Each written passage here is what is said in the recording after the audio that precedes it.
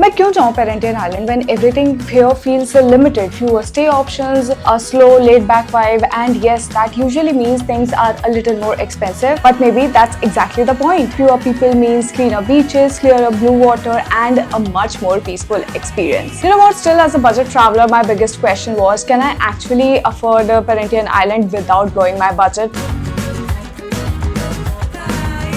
Hi, I'm Pragya. Welcome to my channel Khao Local Ghumo Global. And after spending 3 unforgettable days trekking through Taman Nagara, I headed to Parentian Island for a complete change of pace. I told myself, Pragya, it's finally time for slow mornings, beach days, and a little hulala island vibe. My heart was ready, but my bank balance was not. But somehow I made it work. And throughout this video, I will show you exactly how. In this video, I will share everything from getting here from Kuala Dahan to where to stay, what to do, where to eat, the essential travel tips, and why I ended up choosing Parentian Island over Langkawi. And now, rock and roll. Getting here was actually my second longest travel day during my 1-month backpacking trip across Malaysia. I booked my transfer from Kuala Dahan to Kuala Besut with NKS Travel for 150 ringgit. I will leave their contact details in the description. To reach Parentian Island, you will first need to get to Kuala Besut, which is the only gateway to the island. My journey started at 8 in the morning from Kuala Dahan. Apart from 30 minutes lunch break, it was smooth 8 hours ride, and by around 4 p.m. I reached the Parentian Trans office in Kuala Besut. And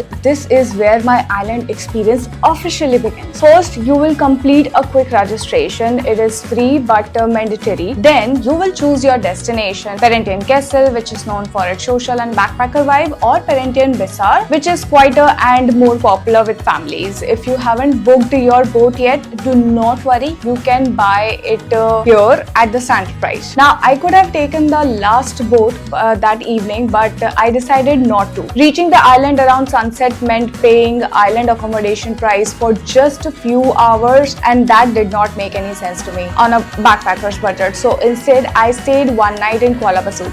Luckily, I found a budget hotel with a private AC room for 70 ringgit, just a 15-minute walk from the jetty. The next morning, I returned to the same office and bought my boat ticket for 40 ringgit. Before boarding, I paid 2 mandatory charges: a 20 ringgit jetty and service fee and a 30 ringgit marine park conservation fee. After a short wait, I boarded the boat, and 45 minutes ride later, I finally stepped onto Parentian Castle, Long Beach. Looking back, staying on one night in Kuala Besut turned out one of the best budget decision I made. If you are reaching after 2 or 3 p.m., I would seriously consider doing the same. Once I reached the island, the next question was where to stay. And before booking your stay, there is one thing you should know about Parentian Island. Most travelers choose between two main islands. Parentian Castle is a smaller island popular among backpackers for its hostel and social vibe. Parentian Besar is quieter, more relaxed, and better suited for families. There are also lesser known areas like Fisherman Village, Teluk, or Patani Beach, which are much quieter and ideal if you are looking for more secluded. Since I was traveling on a backpacker's budget, my choice was easy. I booked Monkey Hut Hostel on Long Beach, Parentian Castle through booking.com. At that time, it was the most affordable option available. Now, the stay was not perfect. It was a 14-bed AC dorm with only the basic facilities. The first surprise came the moment I checked in was the daily power cut. Every morning around 8 to 9 a.m., the electricity would go off and return only around 2 p.m. And trust me, without the AC, the room became too hot and humid to stay in comfortably. Then came problem number 2, charging devices. There were not any charging socket near the bed, just one common charging area for everyone. So leaving your phone or power bank unattended never felt like a great idea.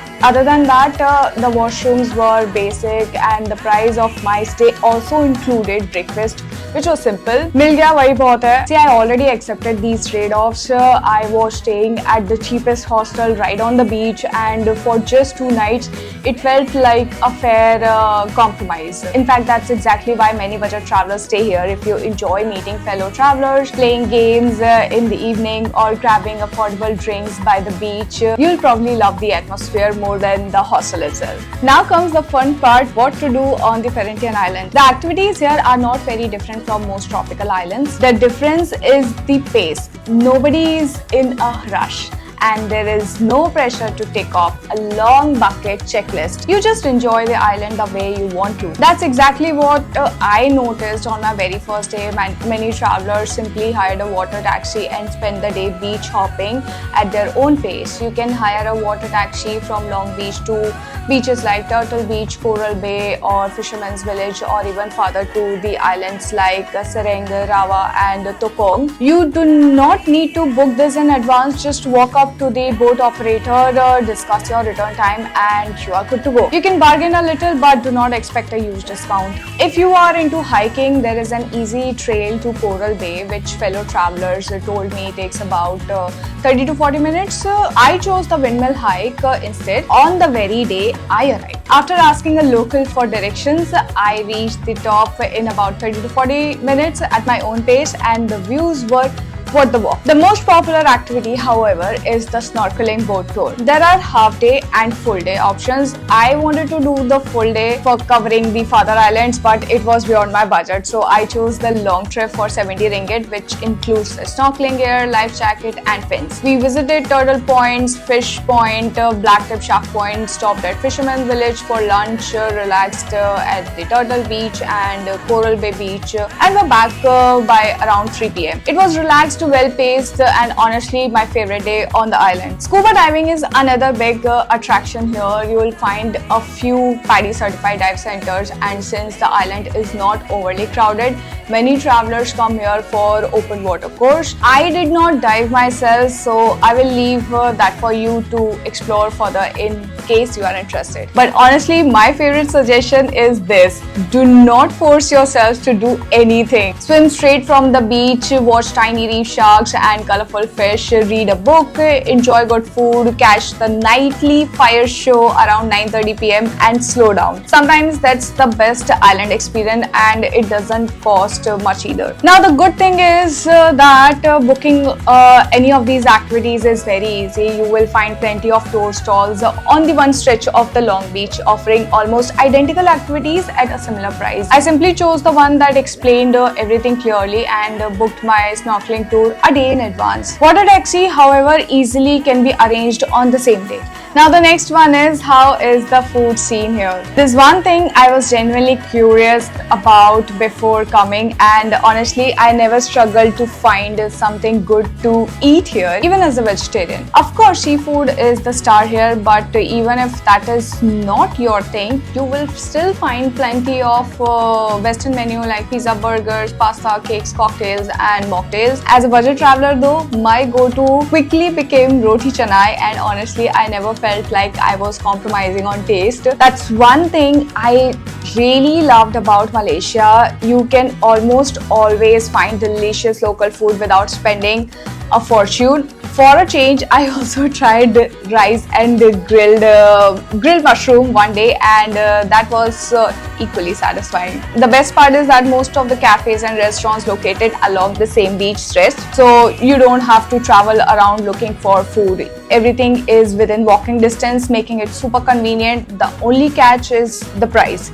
Since everything reaches the island by boat, meals naturally cost more than the amount you pay on the mainland. So don't let that surprise you. Just keep an extra room in your budget. Now before I share the essential tips, let me answer one question you might have: why I chose Perhentian Island over Langkawi. See, Langkawi was my original plan. I had even booked my return flight home from there. Then the airline cancelled my flight and there was not a suitable alternate option. That one cancellation completely changed my itinerary. I had to rebook my flight from Kuala Lumpur to back home instead, which cost me an extra 5,000 to 6,000 rupees. Since it was already peak season and everything was getting expensive, I decided to stick to just one island. Looking at my route, Perhentian Island made the most sense. Plus, I had never experienced staying on an island where you just step out of your hostel and there is no road, just the beach. That experience alone made me choose Perhentian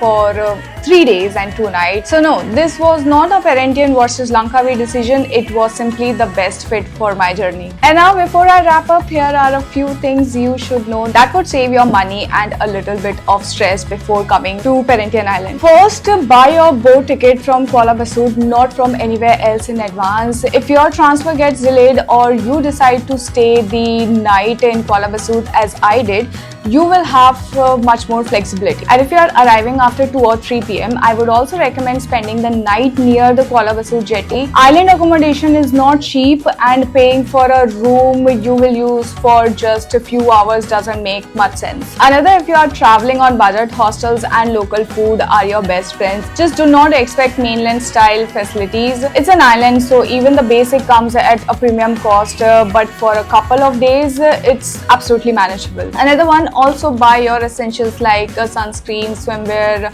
medicines, mosquitoes, repellent, snacks, or even bottled water before reaching the island. Everything costs noticeably more because supplies have to be brought in from the mainland. And finally, avoid planning your trip between November to January. That's the monsoon season and many hostels, cafes and activities shut down. And that's how I spent my 3-day and 2-night on the island on a backpacker's budget. I hope this video helps you plan your own trip to Perhentian Island. If you have any questions, do write to me in the comment section and I will try my best to help you out. You can also follow my journey in real time on Instagram and Facebook called Khao Local Ghumo Global. In the next video, we are heading to Cameroon Highlands, and trust me, the weather shift completely surprised me. One day I was sweating on a 30-degree tropical island, and the next I was pulling on a jacket in 19 degrees mountain weather. I definitely was not ready for that, but it turned out to be one of my favorite places in Malaysia. Thank you so much for watching this video. This is me, Pragya Sharma, exploring new ways of living, signing off. You see me in my next release. Until then, travel safely, stay curious and explore the world with care. Bye. Namaste.